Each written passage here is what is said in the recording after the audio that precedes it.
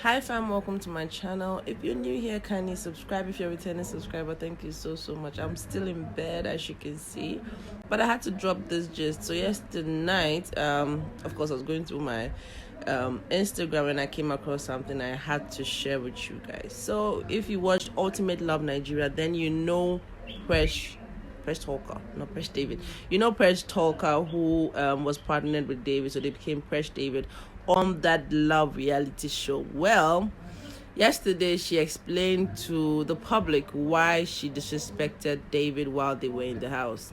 And I'm not really going to talk about exactly what she said because I want you guys to watch the video yourself and let me know what you think. But in a nutshell, she said that he did a lot of things that caused her to, disrespect him, and that was out of character for her. And she understands it and she's ready to do.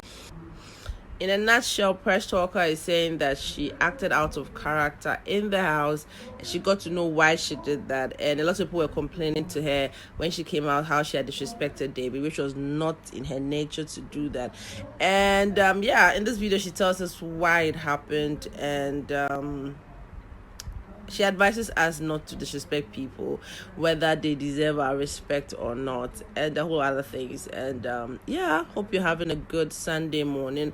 I joined my church online for first service because I'll be going to church for evening service at 6 p.m. because guess what? We are having a worship night tonight at church, and it's gonna be amazing. My church is Empowerment Worship Center. If you would like to join my church today to worship, join us online, Empowerment Worship Center, on YouTube, Facebook, Instagram, Twitter, and let's worship together. Join.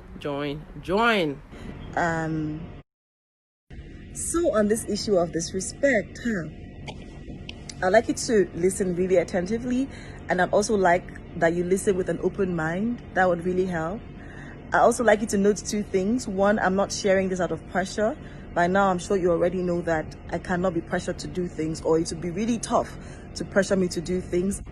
I will do things when I feel like it's the right time to do them, and when I feel that somebody can gain something from it. And secondly, I'm not saying this in any way to defame anybody, not at all. So like, if there's anything unsavory that you hear, it is for documentation purposes. It is not to defame anybody, okay? So having noted that, I'll just go into like the juice of the story. Because yesterday I was having a conversation with a friend, and while we talked, she was telling me, how that when I was in the house, it was a bit difficult to convince people that Presh is not this kind of person. Like, I've known you for years. You're not the kind of person that speaks to people anyhow. Like, I mean, even I, who am younger than you would not speak to me rudely. You get. But like, people are bringing up this whole thing where they're saying, oh, I watched the show, she disrespects her partner, and all of that. She doesn't regard him, and all that.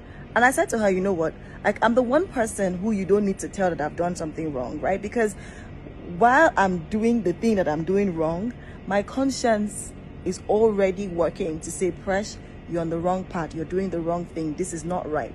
My conscience is overactive. Like, it works over time. And so before you even say, Presh, you're doing this, I already begin to ask myself, like, oh, am I doing this, and all of that. And so yes, it came to a point where I told myself, you know what, Presh, you have no respect for this person at all. You have so much disregard for this person, and it's my AirPods. And why is that? And so I started to go back like down the lane to ask myself the tough questions and really figure out like how we got to this point. Because before the show, David and I were really good friends, right? And in the months leading up to the show, we became really close. We used to pray together. We started talking about marriage, talking about our children, and all of that. So we became really close. And so I told myself, oh, this show is going to be good for me because I'll have a good platform. I'll have, someone I really like, and all of that.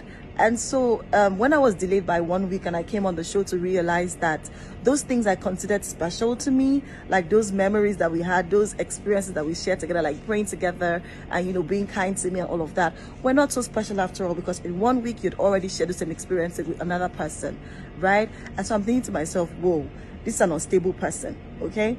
And that was where the root of this respect was sowed for me.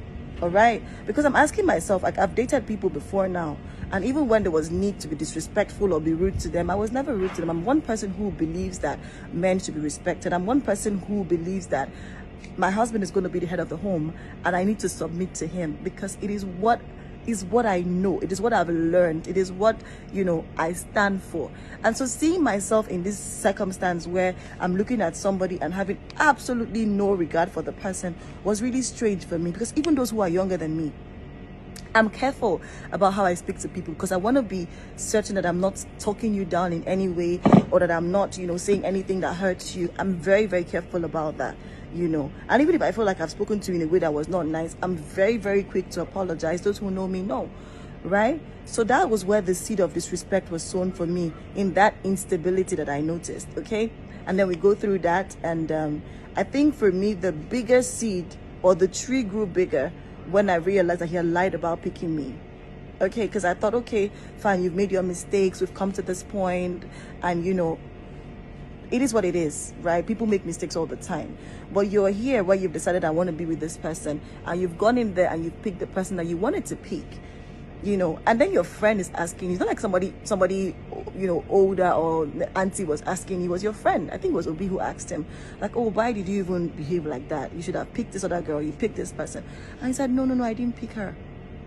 And I think that was like where the seed really germinated, because if there's anything that I don't regard in people, it's lies. I don't like it when people lie. Like, even if you put me like in a very tight corner, like I really messed up, I'm like, okay, I messed up, but like, I'm not going to start saying, oh no, I didn't do it, oh, and stuff like that.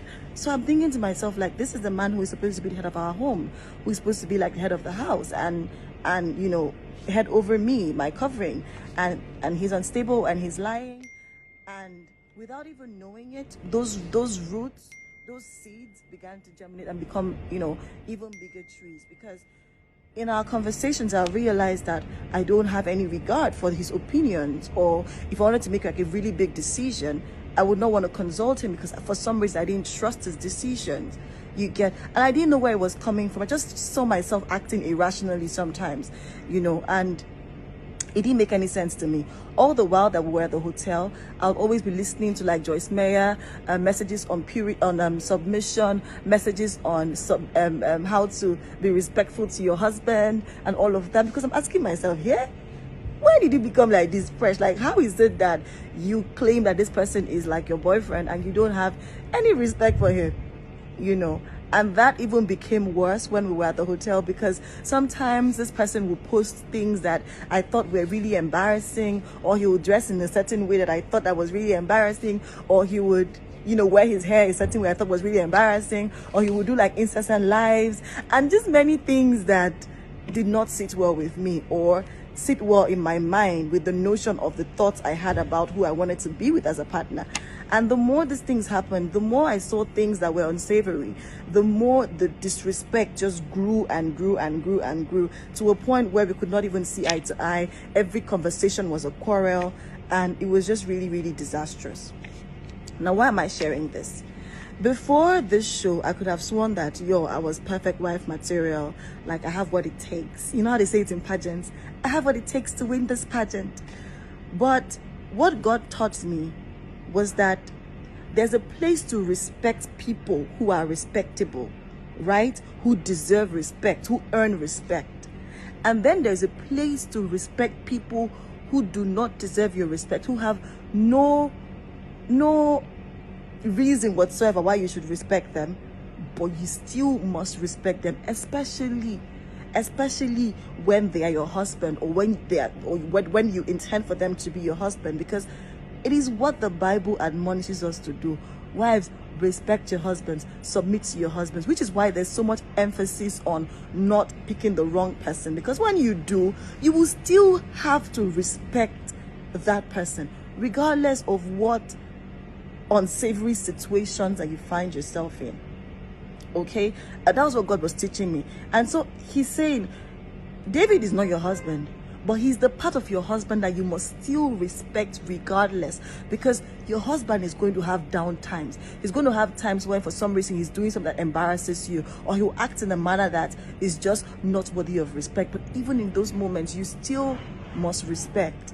And I think that that's one of the biggest lessons I've learned on marriage this year. And I don't think I'd have learned that if I did not go on the show, because I'd have thought, oh, I'm okay. Or maybe I'll just be married to someone who I feel like deserves the respect.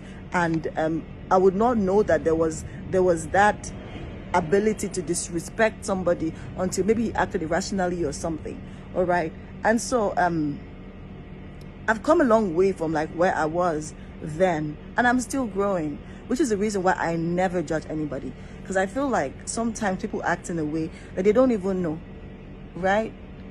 They don't even know why they're acting the way they're acting. They've not even addressed the root cause of it. They just see themselves acting in a manner, expressing things that they didn't even know existed on the inside of them, right? And you just see them and you're thinking, oh, that's really bad. But like when you address the root cause, you would realize that, oh, this is why I'm doing what I'm doing, and this is, you know, why I should change. And so I looked at all of that and I just started to pray to God, oh, help me to, you know, be more submissive, to be more respectful. And I'm working on that every day. But I just thought to share that, because you might be like in that situation where you see yourself, you know, with somebody and you just obviously have no regard for the person, and maybe the person does not even deserve your respect, but you must respect regardless, because that's exactly what is required of us as Christians. Nothing hurts me more than, you know, someone doubting that, oh, this person is a Christian. And it's the way that we act that will make people to think, oh wow, she's not a Christian. And that is so hurtful for me, because I just want to be an ambassador for Christ. I want people to see me and see like Christ in me, you know, and that did not in any way portray Christ. So yeah, I'm sharing this and I hope that I made some sense. I hope that I helped in one way or the other. All right, now take care. Bye.